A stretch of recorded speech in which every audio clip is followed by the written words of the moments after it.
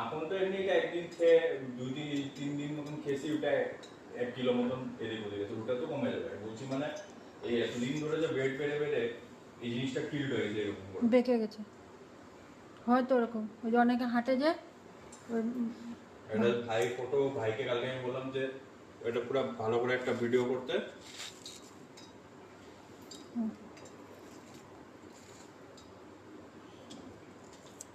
কোন দিক সম্ভব আমি তো ওই দিকে আমি কালকে ওষুধ কালবেলা পর্যন্ত দিয়েছিলাম যে তোর কি কোমর ব্যথা কি না, ওটা ব্যথা নাই না তোমার হাঁটা থেকে তো বুঝতেছি যে এটা না, ব্যথা রুম কিছু নাই নাই, কিন্তু মানে আমি তোমার আমার চোখে তো ধরা পড়ছে তোমার ইটা একটু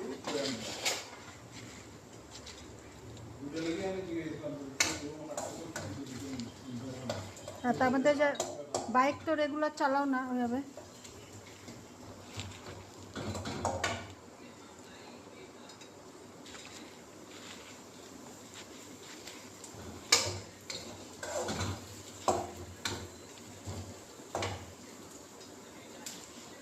ধরো 84 ওয়েট এখন আমার, 10 কিলো এটা করে আরো 10 কিলো কমতে হবে।